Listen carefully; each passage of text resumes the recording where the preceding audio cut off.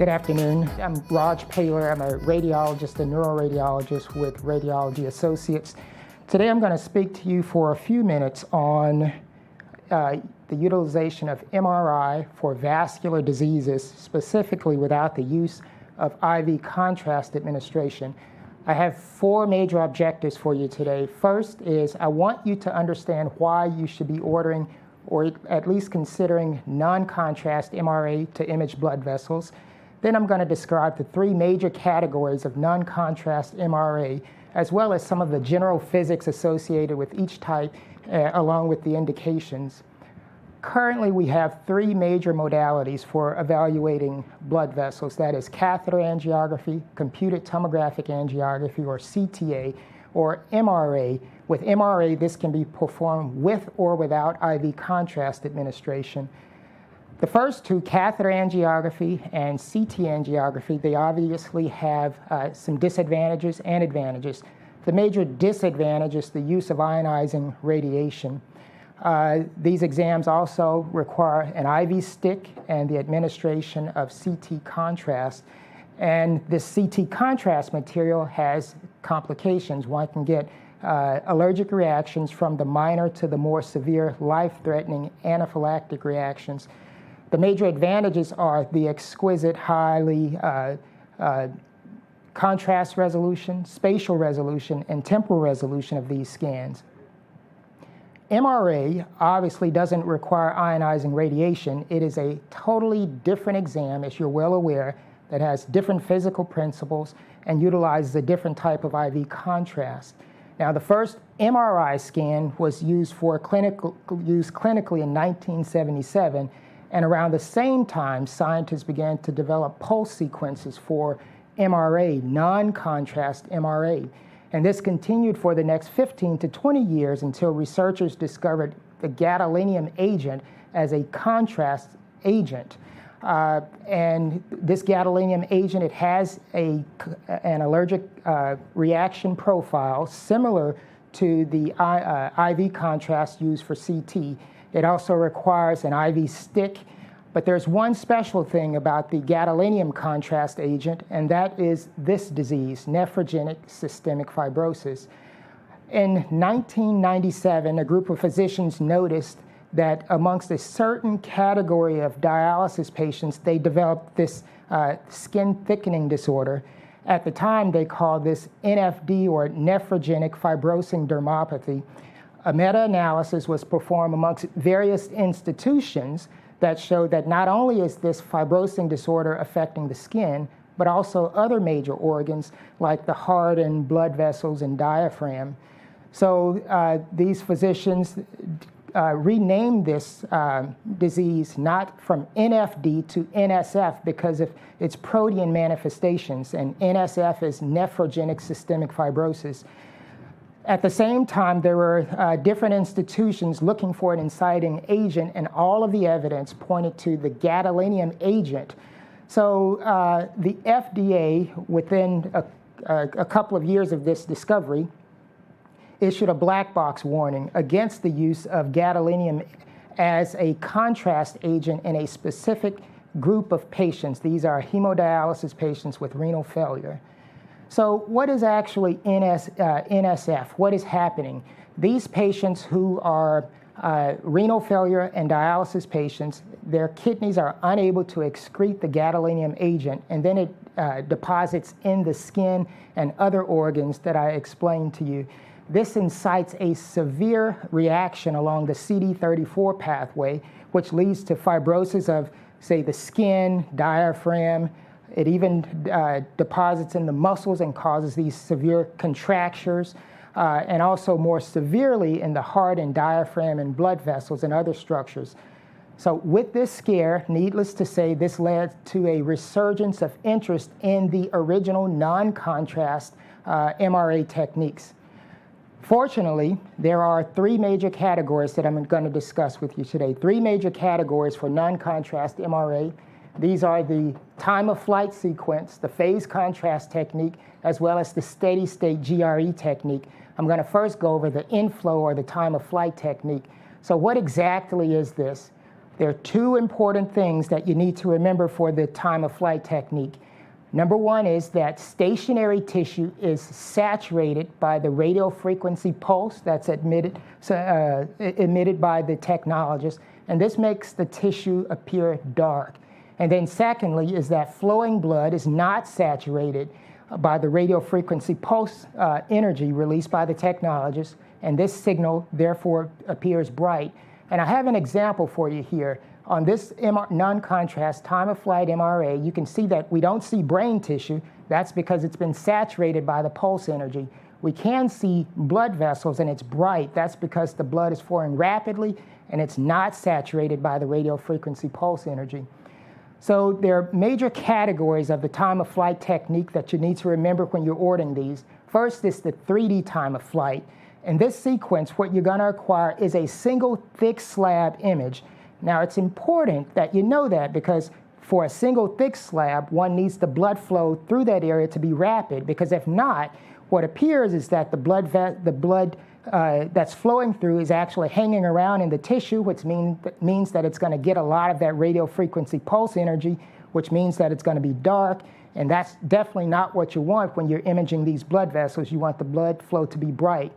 To get around this, we've developed a hybrid technique called the matza. So instead of a single thick slab, we'll divide this into multiple smaller slabs. That gets us around the flow of saturated blood through that single thick slice. Here's an example of a gadolinium MRA and a time-of-flight MRA. And as you can see here, there's little drop-off in signal intensity and little drop-off in image quality between the contrast and the non-contrast MRA. Then there's the time-of-flight pulse sequence. With the 2D time-of-flight pulse sequence, instead of acquiring a single thick slab, we're acquiring lots of thin slabs, and then we stack those slabs on top of each other and generate a maximum intensity projection. This is an example of the cervical carotid arteries of that maximum intensity projection. And this is an example of the abdominal aorta. With the 2D time of flight, what you see is that because we're imaging thinner slabs, the blood can be slower, which means that we can image larger sections of the body. There are two important things to remember here, though. Number one is because we're imaging a larger section, there's a greater chance that the patient can move between the scan and create a motion artifact.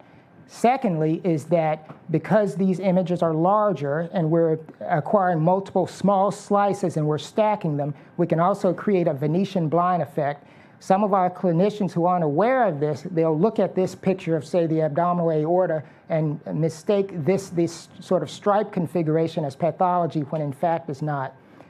Most importantly, when imaging areas that are either tortuous, blood vessels that are either tortuous or at bifurcations like the cervical carotid or the vertebral arteries, the blood flow that's going through there, although it may be rapid through the areas of tortuosity, it's hanging around in that area longer. It's recirculating, so to speak, which can expose it more to the radio frequency pulse energy. And going back to what I said earlier, if the blood hangs around there, it's going to be saturated and appears dark. This gives the appearance of a stenosis when in fact it's not. It's a pseudostenosis. So just be aware of that artifact.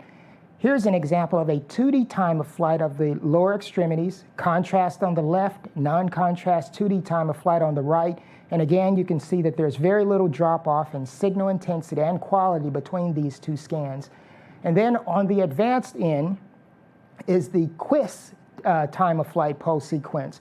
With this, it's EKG gated, which means that we're actually acquiring multiple images at each cardiac cycle.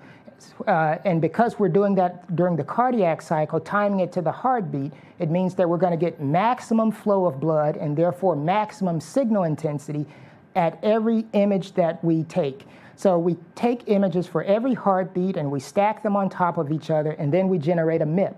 Here's an example of a contrast MRA and a and a QUIS time of flight MRA, and again, there's little drop-off in signal intensity and little drop-off in signal quality between the contrast and non-contrast exam. Now we're going to switch gears a bit. We're going to go to the flow encoding or the phase contrast technique. Again, this is non-contrast. What exactly is this? How does it work? For the phase contrast MRA, you're going to acquire two types of images. Number one, you're going to acquire a magnitude image. This is just for the anatomy. The actual business happens with the phase imaging. Now, there's a whole, I could spend 2 hours talking about the physics of phase shift, but I'm going to spare you on that. Just suffice it to say, and this is what you need to remember, is that the flow velocity is directly proportional to the phase shift. Here's an example that my cardiologist friends may be aware of, is that this is an example of a phase contrast, non-contrast MRA, and this is an example through the heart. And what you can see here on the left is a magnitude anatomic image and then the phase shift image. Now, here's what you have to remember. It's the responsibility of the technologist to set the proper velocity encoding for each specified area that's being imaged. And I have some examples from our lab of where you can select those. But if the tech does not set the proper velocity encoding, then you're going to get a lot of inaccurate readings and a lot of artifacts. So just keep that in mind. Here's another example for our cardiologist friends of a phase contrast MRA. On the left, there's a magnitude image. On the right, there's a phase shift image. And we've drawn regions of interest over the phase shift signal intensity. And recall that I said that the phase shift is directly proportional to the flow velocity. So with that information, what we can do is calculate a flow versus time curve. And then we can plot that curve and then calculate the area under the curve. And that, in this particular case, gives us the aortic regurgitation volume.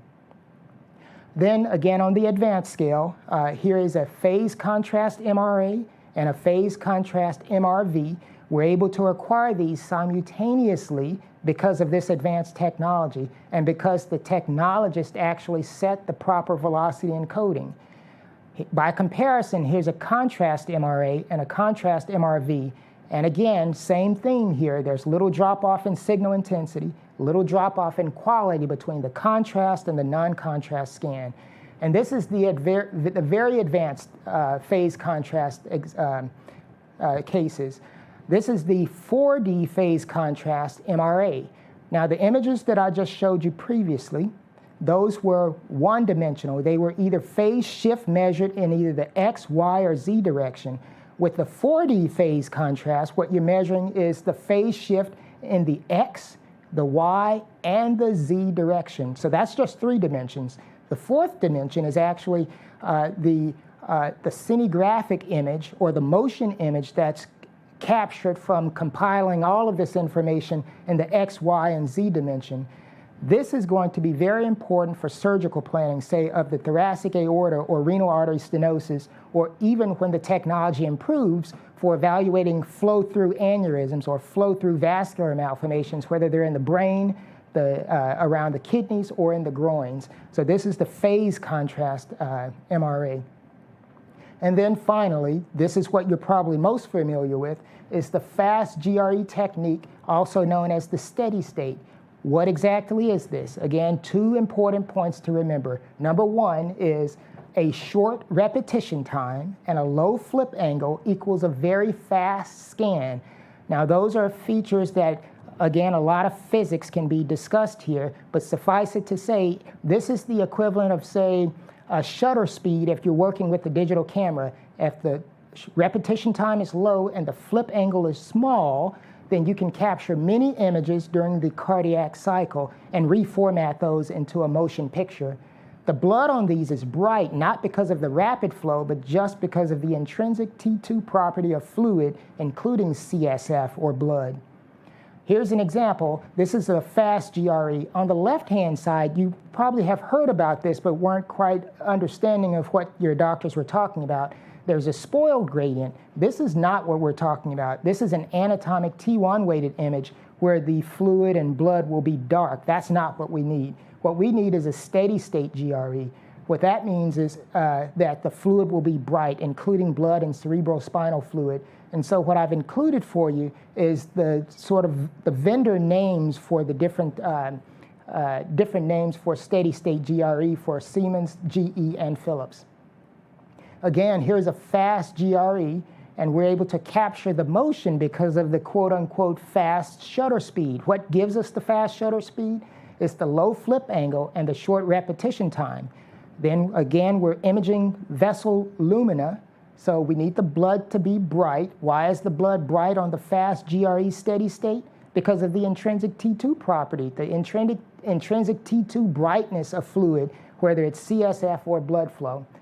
Again, here's on the advanced scale. This is a post-contrast post-contrast gadolinium study and a fast GRE. Same theme here, very little drop-off in signal intensity and quality between the two scans. And then finally, here's a runoff. This is a post-contrast runoff that I've shown you before, and a fast GRE for comparison. No drop-off in signal intensity and no drop-off in quality between the two scans. So in conclusion, what have we come to here? I hope that I've communicated to you that you should consider non-contrast MRA because it's non-invasive, it doesn't require an IV stick, there's no chance of allergic reactions or nephrogenic systemic fibrosis because you're not administering gadolinium, and these are high-quality scans compared to contrast MRA as well as CTA and catheter angiography. Then I went through the three major categories of non-contrast MRA as well as the physics associated with each type. I'm not trying to convert you into MR physicists, but what I wanted to do was give you the vernacular so that if you see problems with your images, you can discuss it with your radiologist, your technologist, or even your MR vendor. And then finally, I went over the indications for each type. Remember, if you just want to see the vessel, consider time of flight MRA. If it's a short segment, for an example, the intracranial vessels, 3D time of flight. Anything below the neck, below the head, 2D time of flight. If you want to know something specific about what's happening at the level of a stenosis, then consider phase contrast velocity imaging. But remember, your tech has to set the proper velocity encoding. And if you get errors in those, then discuss that with your technologist. And then fast GRE, remember these are motion images. For an example, the heart. The reason that they're motion images is because the flip angle is low, the repetition time is short. This is your MR equivalent of high shutter speed. Again, thanks for your attention, and I enjoyed discussing this with you.